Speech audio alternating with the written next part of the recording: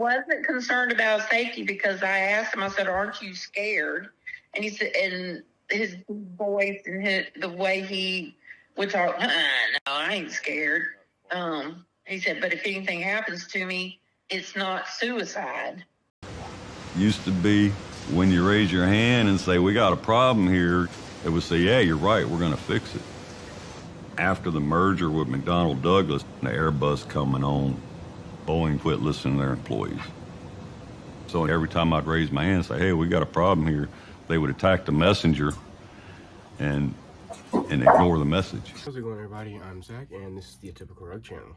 More than 100,000 flights take off every day without issue, which means that incidents that do occur are treated as newsworthy anomalies. But it sure feels like recently there's been quite an increase of these events.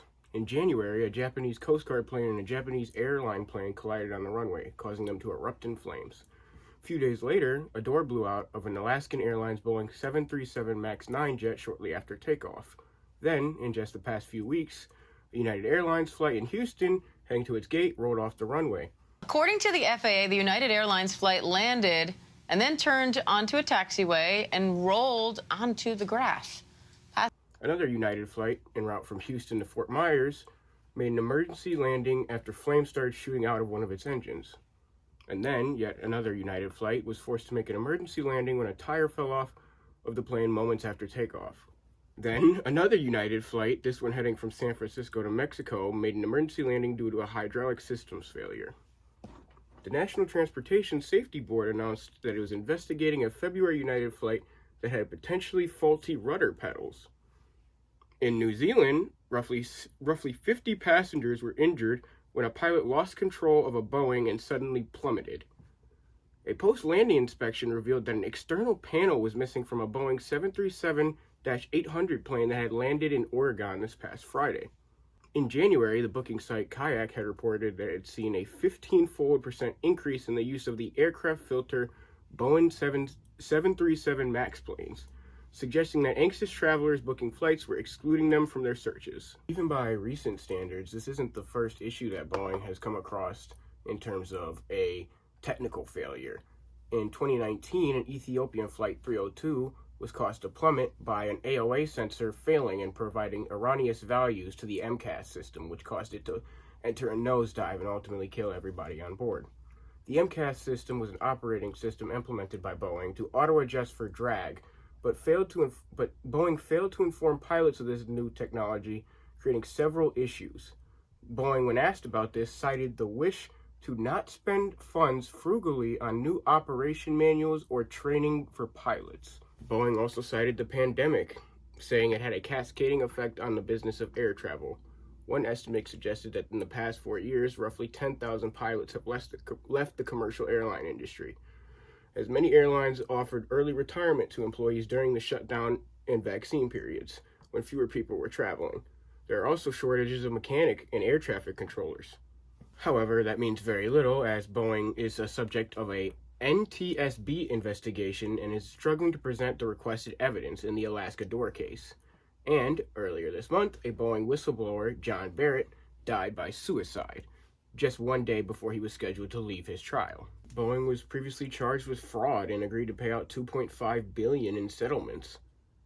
Recently, the Boeing airline did acknowledge responsibility for the Alaska Airlines door incident and said, the company is accountable for what happened and pledged to make internal changes. And last week, Vice President Stan Deal sent a message to employees outlining steps the company is making and taking to improve its plane safety, quality and manufacturing process, including new layers of inspection.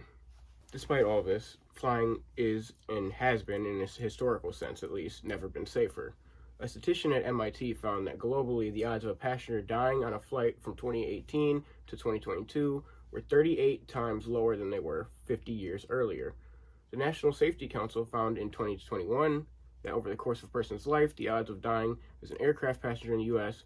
were too small to even calculate. Following all the backlash from several media outlets and just the general public, Boeing CEO Dave Calhoun will step down at the end of 2024 in a broad management shakeup. Chairman Board Lenny Keller is also stepping down, and Stan Deal, CEO of the Commercial Airplane Unit, is out effective immediately. Many have attributed these problems with Boeing with the merger of McDonnell Douglas. McDonnell Douglas was the more profitable company at the time, but Boeing was being ran far better. Boeing was focused on engineering and safety of its customers, while McDonnell Douglas was just trying to combat its commercial losses from companies like Airbus and Boeing at the time. So they merged, and eventually McDonnell Douglas began to rot Boeing from the inside out, with many people saying McDonnell Douglas bought Boeing with Boeing's money. As technology advances and demand for air travel obviously increases, I believe the shift needs to once again be focused on technological advancement and engineering mastery as to ensure the safety of all passengers and to make sure that nobody's getting killed just because Boeing doesn't want to spend money on training videos and manuals for an MCAS system. I'm a Typical Rug. Thanks for watching.